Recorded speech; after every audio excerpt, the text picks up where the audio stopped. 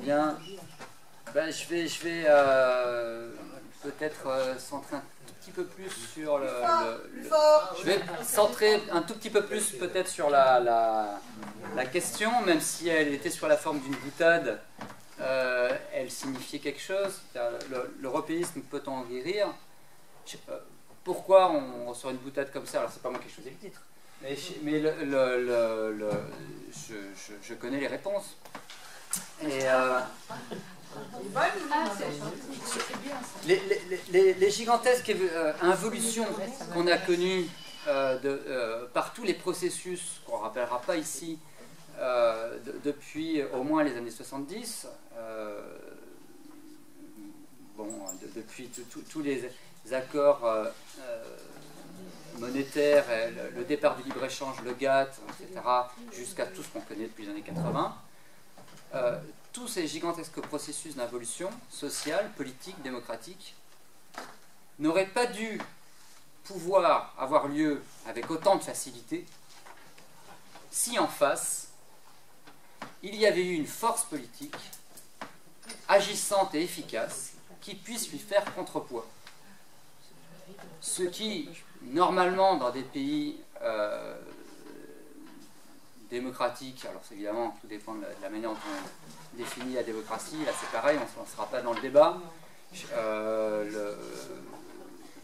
Mais enfin, on voit ce que ça veut dire en période électorale, c'est-à-dire que les périodes électorales permettent de faire surgir les enjeux, d'organiser les rapports de force et d'identifier les acteurs pour pouvoir, in fine, trancher dans une direction collective. Bon, et face à ces involutions, il aurait dû y avoir une force active, efficace, même si elle n'aurait peut-être pas réussi à inverser réellement le processus, elle aurait dû lui faire un contrepoids sérieux. Eh bien, qu'est-ce qui s'est passé depuis les années 70? Il n'y a pas eu de contrepoids. Non seulement il n'y a pas eu de contrepoids, alors je ne parle pas dans le verbe il y en a eu à plus savoir qu'en faire. Les propos contre le capitalisme, la société de consommation, pour l'autogestion, on a eu une profusion de discours alternatifs, on n'en avait d'ailleurs jamais eu autant, en tout cas avec une telle diversité. Donc ce n'est pas de ça dont je parle d'une force politique capable de faire contrepoids dans un rapport de force par rapport à toutes ces involutions, en ciblant ces involutions. Ah ben, là, il y a un système monétaire international qui est en train de se recomposer, ça va dans une très mauvaise direction, il faut le contrer. Ah ben, là, il y a le libre-échange qui se généralise avec le GATT, des accords supranationaux qui gèrent les rapports commerciaux et les choix de production, c'est antidémocratique et ça interdit les rapports de force, on doit le contrer. Ah ben, là, il y a un processus européen qui donne toutes les garanties pour que ça soit antidémocratique et que ça impose le néolibéralisme à tous ces pays. Ah ben, on le contre résolument. Ah ben là, on est en train de financiariser l'économie, ça va donner le pouvoir aux actionnaires, ce qui est une encore plus mauvaise nouvelle que ce soit les entrepreneurs qui soient à la tête de ces rapports de force. Il va falloir le contrer. Et bien, à chaque fois en face, nous n'avions pas les forces politiques actives, agissantes, qui pouvaient déterminer ces enjeux-là en leur donnant leur signification politique pour les classes populaires, en leur explicitant ce pourquoi il fallait résolument lutter contre ces choses-là et ne pas permettre que cela puisse arriver. À chaque fois, on a vu tous les partis qui auraient dû s'y opposer, soit s'y opposer très mal, soit ne pas s'y opposer, soit pire, avaliser l'esprit de ces réformes tout en contrant les effets de ces réformes. Alors, si j'ai 15 minutes, je ne risque pas de détailler la manière dont ça s'est pas fait ou mal fait, mais on a tous une expérience politique, il suffit de piocher dans nos souvenirs. Et je vais me centrer sur le titre, c'est-à-dire que comment ça se fait qu'on n'a pas été efficace là-dessus? Eh bien, en résumant les choses à à la hache, on peut dire que c'est parce que régnait dans toutes les forces politiques, notamment à gauche, là, pareil, je ne reviens pas sur les problèmes liés à la notion de gauche, le fait qu'il fallait transcender, dépasser, abandonner la souveraineté nationale et le nationalisme. Enfin, le nationalisme, ça pourquoi pas, mais en tout cas, la nation, la souveraineté nationale et l'État acteur de l'économie. Toutes ces choses-là ont été démonétisées dans toutes les forces de gauche, censées s'opposer à toutes ces involutions. Et comme le consensus régnait, alors le consensus, c'est pas vrai, parce qu'au début, il y avait des forces politiques classiques, le PCF y était tout à fait opposé, jusqu'à ce que finalement sa principale activité soit de renoncer à tout ce qu'il constituait, et il en est arrivé désormais à avoir fini le travail. Mais enfin, à l'époque, ce n'était pas encore le cas. Mais même cela jouait contre ce processus, parce que précisément, il en était devenu l'incarnation de tout ce qu'il ne fallait pas faire à gauche. C'est-à-dire que c'était devenu un contre-exemple doublé de celui du contre-exemple de l'Union soviétique, dont parlait Serge tout à l'heure, qui faisait que plus le PCF restait sur des positions classiques vis-à-vis de la souveraineté nationale et de ce genre de choses, le plus on en profitait pour dire regardez, qui c'est qui est pour la souveraineté nationale, les staliniens du PCF et bon, etc. Ça contribuait à la campagne idéologique qui faisait rage à gauche pour démonétiser les questions de souveraineté nationale. Alors, et d'ailleurs, le PCF est un acteur bien malgré lui de cet échec, puisque c'était un assez mauvais avocat de ces choses-là, étant donné que, pour des raisons proches de ce que Serge a dit. C'est-à-dire qu'il y a des raisons, hélas, internes, très puissantes au PCF pour qu'il n'ait pas pu être efficace pour ce rapport de force et la défense de ces thématiques. Mais il n'y avait pas que le PCF dans la vie politique tout de même. C'est-à-dire que tous les autres partis autour de lui, contre lui, enfin, tous les autres acteurs de la vie politique à gauche auraient dû lui donner une bonne version. Si on estimait que ça c'était une mauvaise version de ce qu'il fallait faire, il aurait dû en donner une bonne version. Et bien, non seulement ça n'a pas été le cas, mais ça n'a été que le prétexte pour descendre plus avant ces notions-là. Et ce n'est pas des notions qu'il faut forcément sacraliser. Moi, j'estime que démocratiquement et institutionnellement, ce sont des prérequis absolus. Mais même si on n'a pas cet avis-là, tout simplement d'une manière concrète, matérialiste, on sait très bien que ce sont les seules conditions pour qu'il y ait un rapport de force efficace pour les classes populaires. Les classes populaires ne peuvent pas se mobiliser au GATT. Ou alors expliquez-moi comment. Les classes populaires ne peuvent pas se mobiliser efficacement contre la Commission européenne. Ou alors expliquez-moi comment. Les classes populaires ne peuvent pas se mobiliser efficacement contre des actionnaires dans un monde où la liberté des capitaux et les mouvements de capitaux se font, on peut en faire à peu près 1 millier en une seconde. Comment vont-ils faire pour se mobiliser efficacement contre les actionnaires, etc., etc.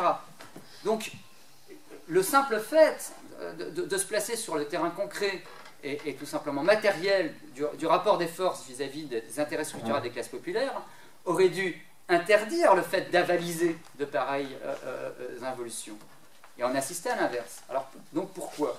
Et l'européisme n'est que la conséquence de cet état de fait. Pourquoi tous ces partis sont-ils européistes? C'est pas parce qu'ils sont bêtes et qu'ils n'ont pas compris que l'Union européenne était libérale. Ils ont eu quelques années pour s'en apercevoir tout de même. Et ils le savent aussi bien que nous. Ils le savent d'ailleurs des fois mieux que nous, parce que ce sont des spécialistes de ces questions-là. Donc ce n'est pas qu'ils ne le savent pas. C'est juste qu'à la fin des années 70, ce qu'on appelle la construction européenne, qui est une déconstruction européenne, a été la bouée de sauvetage de ceux qui voulaient traduire l'internationalisme dans quelque chose de concret et d'actuel. Parce qu'ils ne voulaient plus de la souveraineté nationale et qu'il fallait la transcender et l'abandonner. Avec une conception d'un internationalisme, d'ailleurs, absolument critiquable, autant au niveau théorique que pratique. Et ça, bon, peu importe, on a le droit de vouloir être internationaliste première manière, c'est-à-dire la première, deuxième, troisième internationale, c'est-à-dire que les classes populaires combattent leurs propres États en se tendant la main de nation à nation. Bon. Alors que vous savez qu'il y a une autre définition de l'internationalisme, celle que pratique l'Amérique du Sud, à savoir les classes populaires font en sorte de mettre au pouvoir de leur pays respectifs des dirigeants et des programmes progressistes, et sur cette base-là font de la coopération internationale pour accroître leur force à l'intérieur et à l'extérieur de leur programme basé sur les intérêts structurels des classes populaires. C'est une autre version de l'internationalisme. Cette version-là, d'ailleurs, a produit des résultats spectaculaires, même s'ils sont fragiles et imparfaits. La première version n'a jamais rien donné. Jamais. Elle n'a jamais produit un seul effet concret, massif, dont on puisse se prévaloir pour dire « Regardez, cet internationalisme marche, il est capable de… » 3 petits points, eh bien rien. Donc, bon.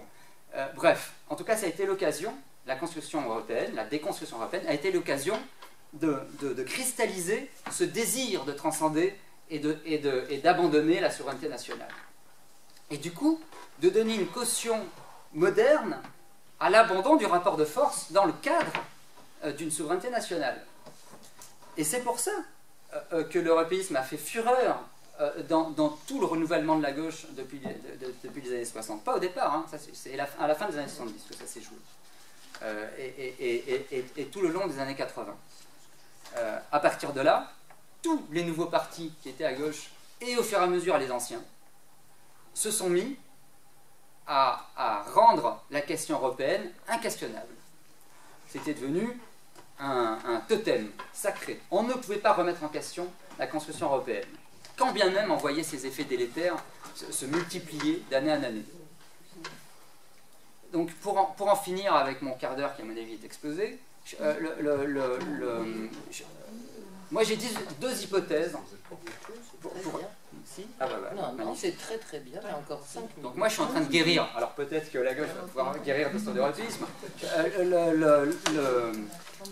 J'ai 2 hypothèses, moi, sur la cause de ce pourquoi la gauche a abandonné cette souveraineté nationale. Parce que si on ne s'interroge pas sur les causes qui ont produit ces processus massifs idéologiques et politiques, on ne risque pas de les surmonter. Donc il faut avoir des hypothèses de travail pour essayer de comprendre ce pourquoi tous ces mouvements qui auraient dû combattre pour les intérêts structurels des classes populaires ne l'ont pas fait parce qu'ils voulaient abandonner la souveraineté nationale. Il faut savoir pourquoi. Donc moi j'ai 2 hypothèses, 2 raisons, enfin moi et d'autres. La première, c'est une, et c'est là, moi je suis content qu'il y ait quelqu'un de la RAC du coup à côté, c'est une très mauvaise interprétation des guerres en général et de la Seconde Guerre mondiale en particulier. Et notamment d'une très mauvaise conscience vis-à-vis de la Shoah et des explications qu'on peut donner sur le fait que ces choses-là aient pu arriver. L'explication dans tous ces partis, généralement, c'est que ce sont les passions nationales. Les passions nationales qui sont les causes des guerres en général et celles de la Seconde Guerre mondiale en particulier. Ce qui est une vision délirante de l'histoire et des guerres. Je ne comprends pas que des gens qui puissent se dire à gauche aient une telle vision, parce que ça veut dire en fait qu'ils se méfient des peuples. Ils pensent que les causes des guerres sont dans l'inconscient collectif des peuples. Et que si on les laisse aller sur leur pente naturelle dans le cadre d'un État, ils vont tout droit vers la guerre. Du fait des passions nationales. Pardon ? C'est ce qu'affichent les gouvernements. pas qu'il croit forcément. Ah, il le croit. Nous avons des textes, le développement. Il y a des textes du PCF qui récents là, qui l'affirment. Il y a des textes dans le Front de gauche qui circulent qui l'affirment. Ça a été théorisé. Théoriser, le mot est fort. Ça a été avancé comme argument. Parce que justement, effectivement, on ne trouvera pas beaucoup de bouquins là-dessus. C'est-à-dire que, comme c'est dans l'air du temps, ils n'ont pas besoin, vous savez, c'est toute la force de l'air du temps. C'est pour dire quelque chose qui semble évident, on n'a pas besoin de dérouler, on déroule un argument ennemi à 2 balles, et c'est plié. Tandis que quand on doit combattre l'air du temps, là, évidemment, c'est plus long. Bon, bref. En tout cas, il y a cette raison-là. Et la deuxième raison, c'est également une mauvaise compréhension de ce que fut l'URSS. Alors je ne suis pas du tout en train là de vous dire il faut défendre l'image, c'est pas du tout ça. C'est-à-dire de comprendre ce qui s'est passé en URSS. Et la vision qu'avaient ces partis-là dès les années 60 et jusqu'à maintenant de l'URSS, c'était que, alors bon, des mauvais choix, le stalinisme, etc. Mais là n'était pas la question théorique. C'était le fait que quand l'État s'empare de l'économie et s'empare de la question sociale en s'emparant de l'économie, ça ne peut pas donner autre chose que le totalitarisme. Et le totalitarisme, d'ailleurs, est une notion tout à fait questionnable, qui a surgi dans ces années-là, qui, au départ, c'était une question purement historique et théorique. Cette question a été abandonnée par une grande partie des historiens spécialistes de la question au cours des années 60. Même Hannah Arendt a commencé à abandonner le concept de totalitarisme dans le cours des années 60, en tout cas le questionner énormément en disant oui, bon, c'est pas très opératoire comme concept, il faudrait en fait le réviser, patati patata. Et les historiens l'abandonnaient les uns après les autres. Et pile à ce moment-là, quand les historiens ont commencé à abandonner ce concept, parce qu'en fait ça n'arrivait pas à expliquer ce qu'avait été l'Allemagne nazie et ce qu'était l'URSS. Ce n'était pas un concept opératoire, ça ne marchait pas. Conceptuellement, c'était mal foutu, et historiquement, ça n'avait pas une valeur qu'on appelle herméneutique, c'est-à-dire que ça n'arrivait pas à expliquer les phénomènes. À ce moment-là, toute la gauche s'est emparée du concept de totalitarisme. Parce que ça permettait de tirer l'URSS du côté de l'Allemagne nazie, donc du mal absolu, et avec ça, l'État et la politique économique dirigée par l'État et le PCF, enfin que des avantages. Donc ça permettait de démoniser toutes ces notions dont précisément on voulait se dégager. Donc ces deux raisons-là me paraissent structurelles pour expliquer ce pourquoi il est très difficile de se débarrasser de l'européisme dans les partis de gauche. Mais on peut en guérir.